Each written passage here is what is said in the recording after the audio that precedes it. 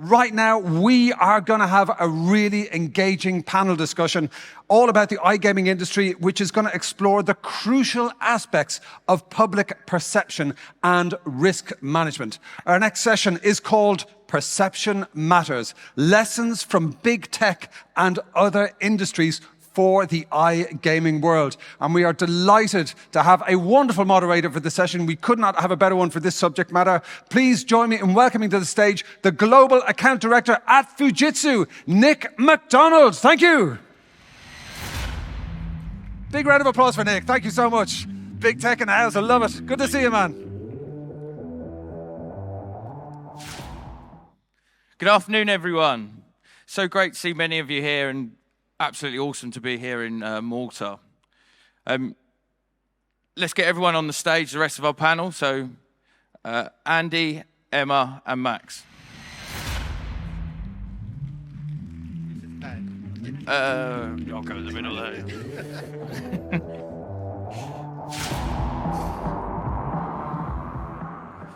So before we get started, let's just introduce ourselves. Andy, you want to go first? Yeah, I'm Andy Rogers. I'm the founder of Rokker and the Rokker Network. I've been in the industry for about 15 years, but before that I worked in a whole range of different sectors where I ran agencies, digital agencies and other businesses. Emma?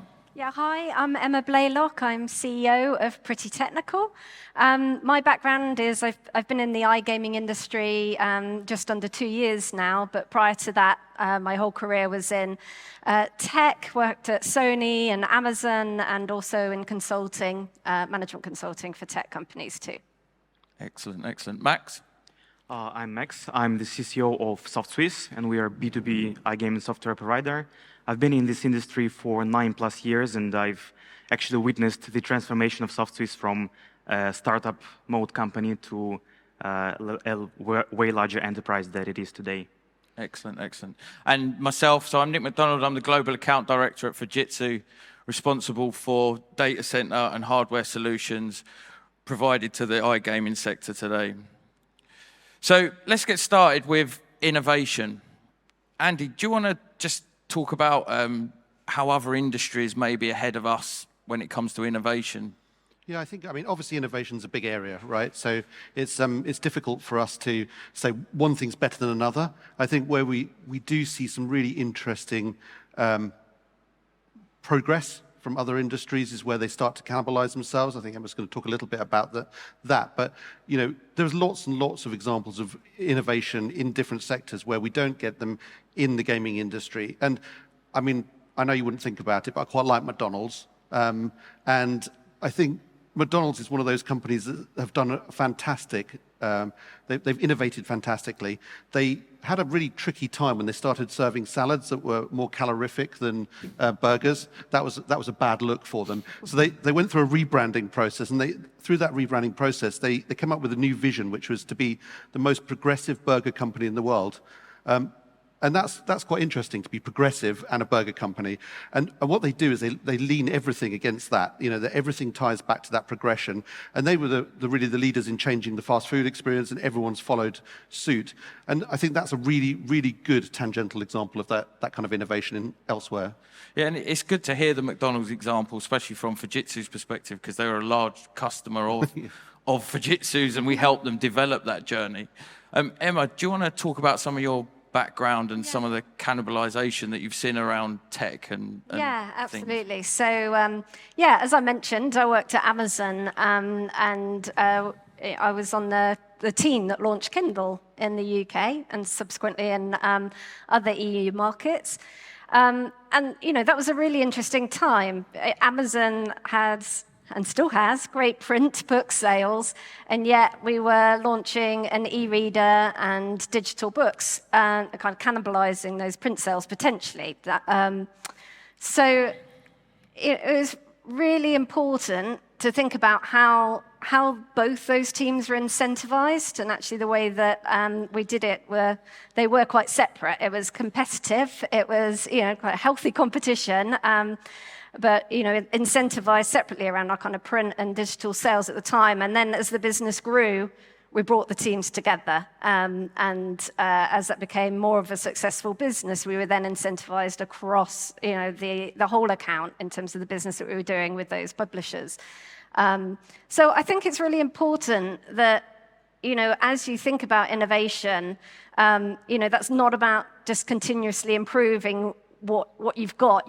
You've got to be prepared to take big risks. You've got to be prepared to potentially kind of upset your traditional models, because if you don't, someone else is going to, if it's the right kind of opportunity. So, a really sort of important principle we had at Amazon was very much around kind of disrupting, simplifying, innovation, and everyone, throughout the company is assessed on your ability to do that.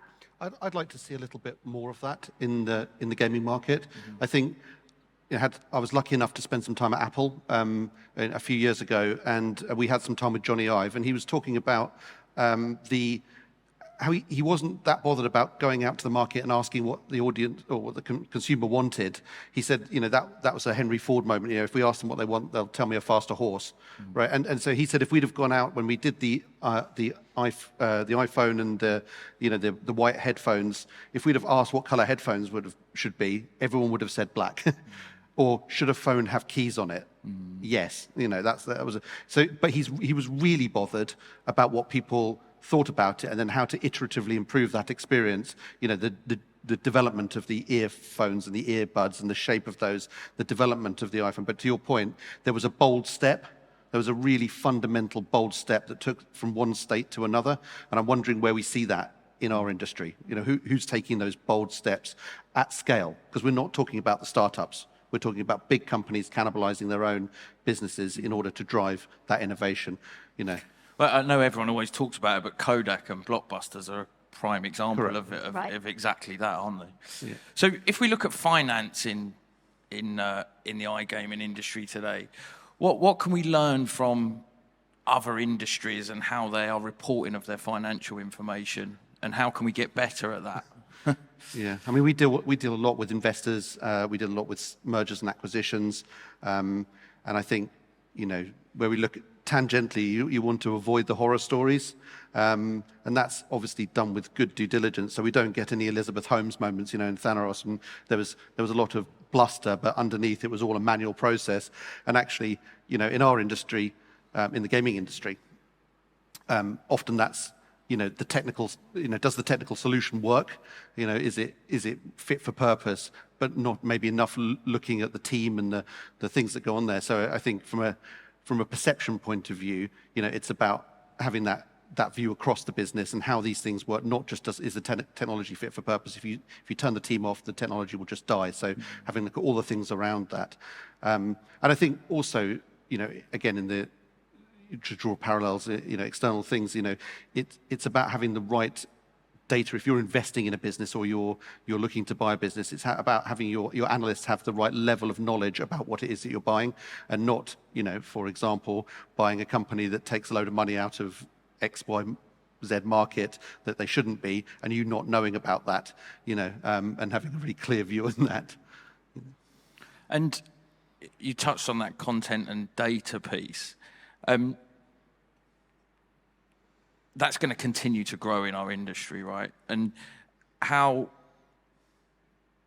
can we evaluate and you use that data and evaluate the changes of users' behavior with that data? Is that... Max might have a view on that. Yeah. You got any? So in terms of content and data creation, there's loads of that going on in our industry, right? It's going to continue to grow. What sort of things can we do, or should the industry be doing in terms of evaluating how users' behavior changes and getting the most out of that data?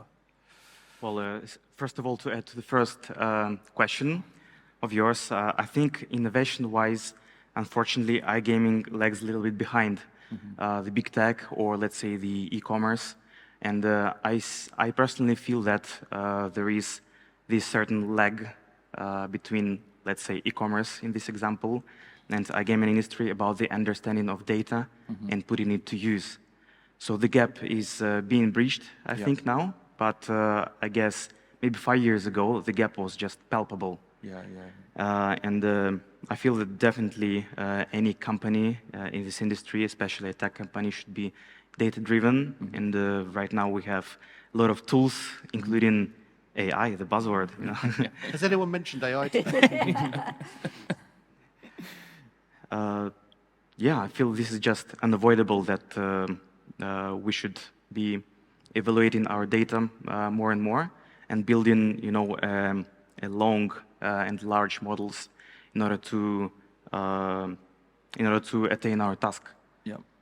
So there is no single recipe. For example, if we're preparing for, let's say, a merger or an acquisition, of course, there will be one model that evaluates your data and content that you created from the financial point of view. But if you're entering a new market and are predicting how the audience might behave there, it's a sheer prediction. Yeah. Of course, you should build a different model. Okay, cool. Let's talk about news stories. So we often hear a lot of news, especially around our industry, that's hard to take news for companies, and sometimes not great news. But I believe it's how as an organisation we deal with that news. Andy, Emma, do you want to add something to that? I mean, I think it obviously depends on what the news is and everything, but I think the key there is, you know, being honest and authentic with your response, or you know, what you're portraying in terms of what's happened. I think that goes a long way. People will see through that if you know, you're trying to kind of cover it up or you know, not kind of explain what's happened. So I think kind of explaining the situation, being honest about how that's happened, being clear about what steps are being put in place to make sure, you know, that doesn't happen again in the same circumstances. I think, you know, that's the right way to do it. And if you've got some good news to share alongside the bad news, great. But ultimately, people want to hear, you know, that you're taking accountability, you're taking responsibility, and what you're doing about it.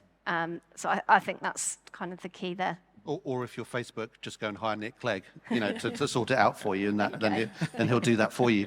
I think to your point there as well, that tone of voice, that authenticity comes from owning your brand. And you know, if you have bad news, as with any comms, any communication that comes from your business should be managed in a way that's tonally correct. And you know, if you're a slightly jovial, you know, risky gaming operator, you know, then you've got a particular tone of voice. Or if you're, you know, appealing to VIPs, or you're appealing to some, like, there's plenty of good examples in the wider world of how people control that brand experience, that tone of voice. And I think we often just talk about brand as like a visual brand, you know, the thing that you see, the logo or the, you know, the visual identity. But brand should go way further than that, and that should be, it should be, you know, injected into your PR machine as well. So if you have those stories, you know, the industry is full of those, you know, pressures from regulators, you know, misdemeanors, greater or smaller, by various actors, good and bad, you know, different parts of the world taking money, you know, in ways they shouldn't be, etc. Lots of headwinds, you know, in the gaming industry, potentially. Then it's how do you address those, you know, through that communication, through that tone of voice, and how does your brand respond to that? Where do you sit in that market?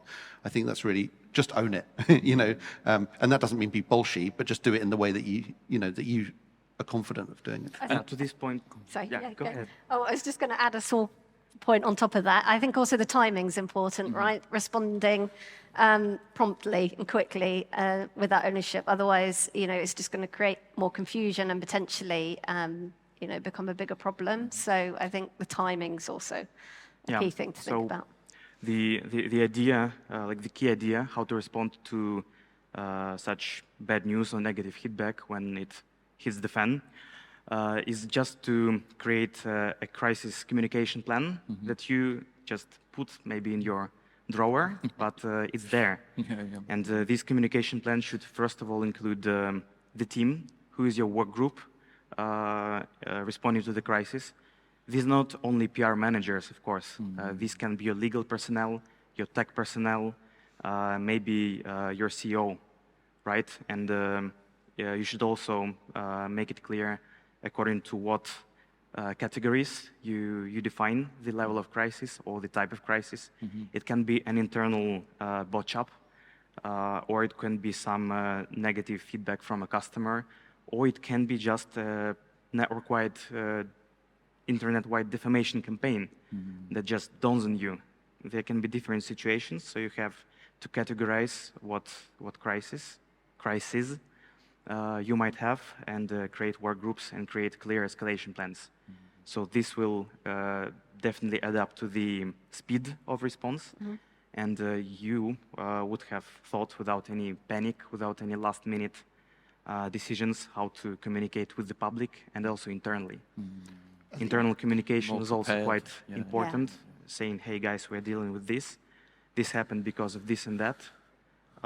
We are to blame for this, but not for that, etc., etc. I think that internal perceptions, that communication is really critical as well. When we talk about, the panel's called perception, right? And some of the perception that are driven, again, the gaming industry is rife with this because people move from company to company. There's little bits of knowledge that travel through the sector and through the businesses, and I'm sure everyone will have a chat on the terrace later while having a drink. How are you controlling that perception of your business? How are you controlling that narrative? Are you being, if you're authentic as a business and you do control it, then anything that people say about you should be right. They shouldn't be giving you they shouldn't be saying something that's incorrect about your business, and the perception of your business should be on point. And the good, and again, going back to the good news pieces, we should encourage people to talk about the good stuff, right? And ESG is a prime example of that with us, with Fujitsu. ESG is a massive thing in every industry nowadays. Fujitsu have had ESG policies going back 10 years. We've been heavily involved in it, but it's only now we're starting to see people talk about it and shout about it and say what they're doing in that space. And I recently read a white paper last week that was about in the iGaming industry about how that's going to be a real key thing. And if people are doing well in that space, then they need to talk about it and tell people about the goodness that they're doing in that bit. I think on the ESG side, we're doing some work with a company called Go Code Green, and it talks to the sort of environmental sustainability of software, and not just it's quite complex calculation to work out what the environmental impact of software is, but they've managed to do that. And actually, the first time I saw their presentation, it genuinely made me feel a bit sick. Like they did 17 companies across 30 websites, and that's all that they took the environmental impact from the first to the third stage on that, which is including all of their suppliers and everything that goes into providing that website for a bank. And the amount of environmental impact that had was the equivalent to 500 trees on 11 websites. It did make me feel a bit sick when we don't really think about these things, and it's hugely important. And the quick parry in the gaming industry as well. The grey market operators don't care because they're making a load of money. Why would they care about that kind of stuff? But there's actually a full saving as well. Running your software in a more environmentally friendly and sensitive way actually gives you a fiscal saving on your cost of your software, but also on the regulated markets, it's a good news story. To your point, it's a positive thing. That actually, you need to tell people about. And I don't know. We were doing some research recently on B Corp. I don't know if anyone knows about B Corp, but it doesn't say it can't be a B Corp gaming business. That's quite interesting. Let's talk about AI, because I'm sure no one's talked about it all day today. AI is going to continue to grow. We know it's here. Fujitsu have been heavily involved in AI projects for quite a long time. We've got stuff out there like age verification, online age verification, retail age verification, safety of workers in a manufacturing facility. How can we promote more good use of AI within our industry? And do you want to give some examples of how AI can help improve perception of AI? Do you want to talk about our industry a little bit, Matt? Sure. Actually, there are a lot of ways we can put AI to use. And what we did when this AI and GPT avalanche happened, we launched an internal questionnaire, like, hey guys, how are you using AI already now? Because we might not be aware of the people already having smart ways to use it that can be scaled and expanded to the team level and the inter-team level. So we think that AI will definitely ease and optimize the work of first-line support to players.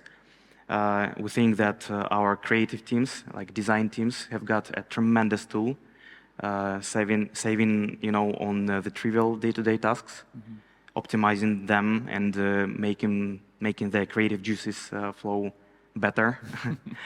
And to make it used the right way, we just need to explain whoever the end client of this solution is that, hey, some AI has been used. And especially this involves not only design, but some generative text. So if any text was generated through AI, I think that we should, like in general, any industry should put some disclaimer or some mark there that this has been generated by AI. And I know that OpenAI has already been experimenting with this tool and making it open for companies, for them to be able to predict and for anyone to be able to evaluate how much, or to what extent, any piece of text content was synthesized. And I think it's important what you talked about there at the start, where you talked about using AI as an internal thing before you publicly put something out there, because I think that gives you the exposure to it and to test it and to make sure things are working. Yeah. Andy, we talked about a story. Do you want to touch on that? And I think this is, go on. We were just having a chat beforehand, and we work a lot in the gaming industry, but we have other clients in different sectors and things, and we're just doing some work in the health sector at the moment. So we've been doing some research about this, and I read an article last week about a study with GP surgeries in the UK, and they did a 200-person study where half the people were interacting with a GP online and half the people were interacting with an AI bot. It's just ridiculous that actually 80% of those people preferred the AI experience. Firstly, 80% of those people thought that the AI delivered them a more concise diagnosis, so a better diagnosis. In terms of the empathy levels, which is just madness, the empathy levels, microphone's gone off. In terms of the empathy levels, 45% of people rated the AI as empathetic compared to 5% of the people rating GPs as empathetic. So not only was the absolute data perceived as better, the interaction and the empathy, the humanity was better. And that's where I think that's something we can definitely think about. It's not just the information, it's how it communicates the information and our ability to generate perception at scale, at real scale. It's, comms, PR, interactions, every touch point of the business. If you can, again, talk authentically, you're creating perception at scale. I mean, I think the other piece to add on to that is, the explainability of how those decisions have been made from the AI tools. And, we're kind of in the early stages of that right now. But being able to explain how a decision is made, why that decision's been made, being able to cite references, that have informed that decision. With a health decision, for example, you don't want to get that wrong, and you want to understand, not only the conclusion, but why, what that's based on. Yeah. And I think that's a really kind of key thing that we will need to consider as an industry. Other industries as well all need to, think about that. But how do we explain the decision-making process as well as the outcome? I think that ethical part of it is really, really important. Yeah. Okay, cool. Well, I hope you've all enjoyed the debate and the session this afternoon. If you want to find out any more from any of us, do come and find us. I'm sure we'll be around upstairs for a drink later. And once again, thank you all for your time. Thank you. Thank you. Thanks.